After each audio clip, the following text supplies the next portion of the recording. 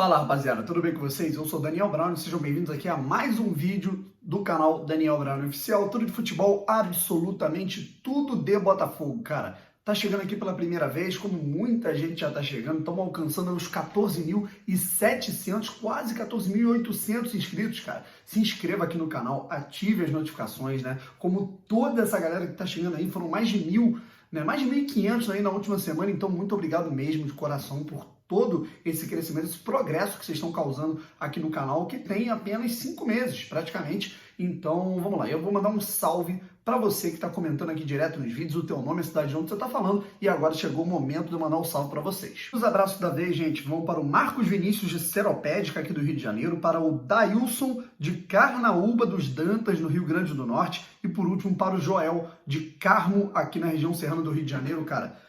Simples, muito simples. Só mandar aqui o teu comentário com a tua opinião, seu nome e a cidade de onde você está falando, junto, obviamente, da tua inscrição, que eu vou sempre mandar um salve para vocês. Vamos embora, Botafogo e Chapecoense, o pré-jogo começou. Antes de mais nada, né, vamos elucidar aí um ponto que foi do último vídeo, né, para finalizar essa questão aí, pelo menos até a gente ter novidades em relação a esse assunto do Gabriel, zagueiro, né, que houve aí polêmica levantada sobre a volta dele, a possível volta dele ou não para o Atlético Mineiro, lembrando que ele é emprestado pelo Galo ao Botafogo.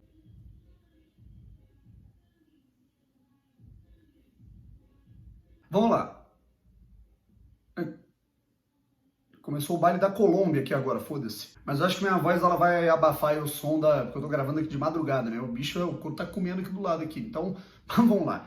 Né? A situação do Gabriel é a seguinte, né? O Atlético Mineiro, existe aí um contrato, né, de empréstimo de 2 anos, 2 temporadas do Botafogo, né, do Atlético Mineiro emprestando o jogador ao Botafogo, as temporadas de 2019 e 2020. Só que com um bom rendimento, né, coisa que está acontecendo com o Gabriel no Botafogo, o melhor jogador do Botafogo na temporada, sem dúvida, o Atlético poderia solicitar a volta desse jogador, isso está nessa cláusula. Né, mas aí tem que haver uma negociação, né, entre as partes, Botafogo, Atlético Mineiro e o Gabriel. Não tem nenhum passe fixado, né? Ó, gente, acabou a primeira temporada, o Botafogo pode comprar o jogador, né, automaticamente. Ou, o jogador já volta para o Atlético, existe essa cláusula de que o Atlético pode pedir o jogador de volta, né? E deve pedir. Mas isso tudo tem que haver negociação. Obviamente que o Botafogo vai fazer de tudo para o Gabriel ficar e, pelo que parece, o jogador também quer ficar. Isso é o fator mais especial, mais interessante. E aí o que vai acontecer, gente? Muito provavelmente, começando aí um projeto, né, dessa questão aí do Botafogo SA, se realmente tudo for para frente, né, um dos primeiros investimentos pode ser a aquisição aí do Gabriel, e o Atlético Mineiro de olho numa grana, o Atlético Mineiro que já não está tão bem nas pernas como há mais ou menos 4 ou 5 anos atrás, vai ficar de olho nisso, né? Vai ficar de olho nisso, porque o Gabriel não deu tão certo lá como se esperava, pelo menos na última temporada em que esteve por lá, e no Botafogo, pelo contrário, ele está muito bem, está muito identificado.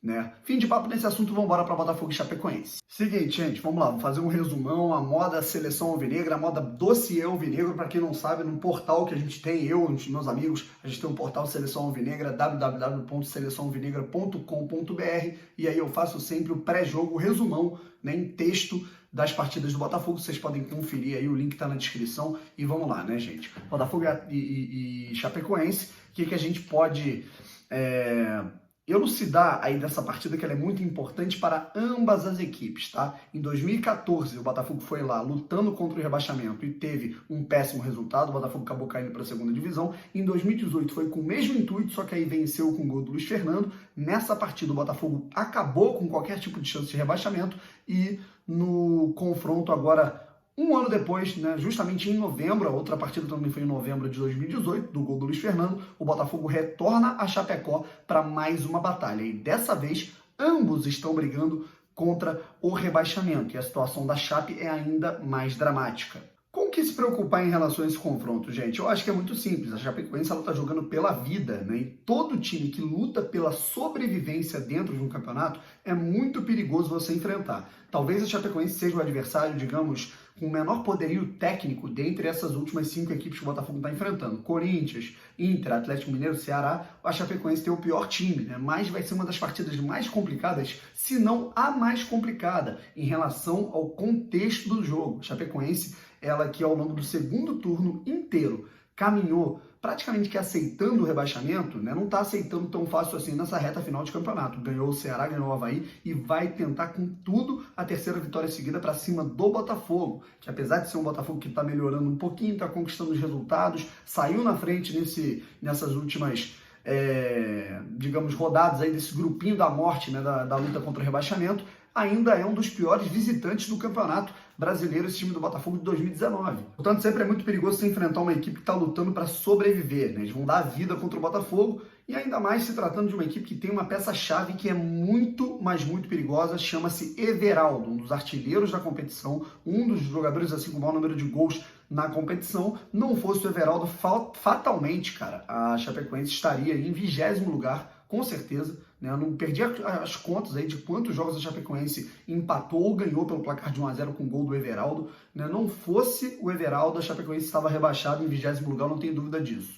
Outro fator que o Botafogo tem que se preocupar, e não necessariamente em relação a esse jogo, mas pensando e projetando os outros jogos, o número dos jogadores pendurados, né, no time do Botafogo. Eu já falei no último vídeo, né, em relação a isso. Eu vou colocar a listinha aqui com esses jogadores que estão pendurados, né, e alguns deles muito importantes, como por exemplo o João Paulo e o Gabriel. Por outro lado, no que o Botafogo pode se apegar, né, para conseguir aí o máximo de pontos possíveis e aí praticamente se livrar do rebaixamento, ficar assim na porta de garantir a permanência na primeira divisão, com uma vitória que seria assim importantíssima nesse confronto. Primeiro de tudo é o fator confiança, a atmosfera, né, que pode fazer com que a Chapecoense vá para cima, né, nessa questão de 2 vitórias seguidas, tentando aí o tudo ou nada. No Botafogo, né, essa campanha do Ninguém Ama Como a Gente, que muita gente falou que era besteira, né, conseguiu revirar completamente o contexto que era de total preocupação e amargura pela proximidade da zona de rebaixamento.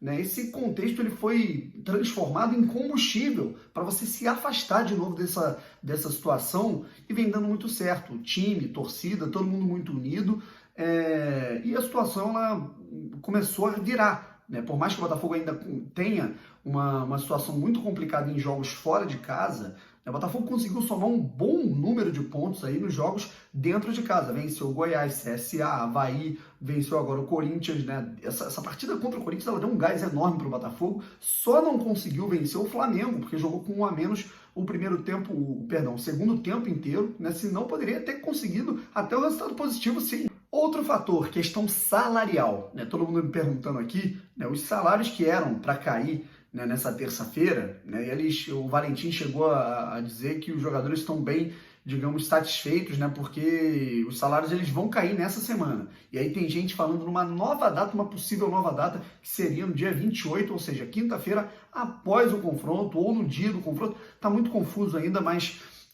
a situação ela é boa e há uma expectativa grande de em breve esse dinheiro pingar na conta dos jogadores, porque eles merecem. Vamos para o provável Botafogo, gente? Vamos lá. Repetição da escalação da equipe que venceu o Corinthians na última rodada. Houve aí as informações que foram coletadas, por exemplo, pelo Fogo na Rede, pelo canal do TF, de que o Carly poderia ser escolhido e poderia voltar a campo na partida contra a Chapecoense, e o Marcelo voltaria para o banco. Carly que estava suspenso, por isso não enfrentou o Corinthians, mas parece que houve uma mudança de ideia, né? O Globo Esporte trouxe que o Marcelo deve continuar jogando, então a gente coloca aí o Marcelo como titular e o Carly, né, entre aspas, porque talvez, né, entre parênteses, perdão, né, que talvez ele jogue também. É a única dúvida que eu acho que realmente o Marcelo vai continuar. Vamos tomara, né, na minha opinião, o Marcelo ele é titular desse time do Botafogo, né? Então é isso, Gatito, Fernando, né, que aí vai dar lugar possivelmente para o Marcinho se voltar contra o Internacional, Marcelo, Gabriel na lateral esquerda, Yuri,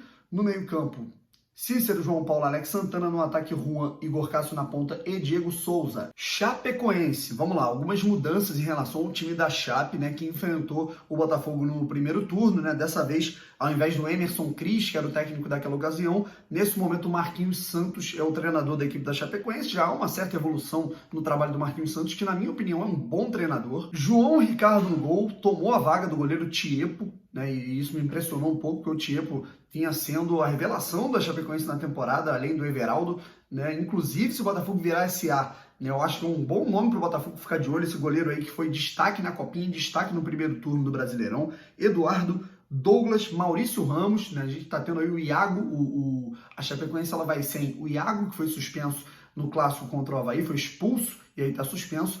E o Henrique Almeida também não joga porque está com lesão, né? Assim como o Gum, né? Que também não vinha sendo titular. Lateral esquerdo, Bruno Pacheco. No meio-campo, Márcio Araújo, Campanharo, Camilo. E aí, no ataque, Arthur Gomes, Roberto e na frente a referência, o Everaldo. Apita o jogo, ele mesmo, o árbitro maromba, o juiz bombadão, Anderson Daronco, do Rio Grande do Sul. Ele vai ser auxiliado pelo Leirson Pen Martins, o assistente número 1. Assistente número 2 vai ser o Michael Stanislau, também do Rio Grande do Sul, trio gaúcho. E aí vai ter o quarto árbitro, que vai ser o Ramon Abate Abel, de Santa Catarina. E o árbitro de vídeo vai ser o Daniel Nobre Bins, também gaúcho. Histórico do confronto, rapaziada, são 9 confrontos entre Botafogo e Chapecoense. Esse confronto ele começou em 2014, no momento que a Chapecoense fez a sua primeira participação na elite, na Série A do Campeonato Brasileiro. Desde então vem figurando na primeira divisão. O Botafogo retornou à primeira divisão em 2016, né, depois de ser campeão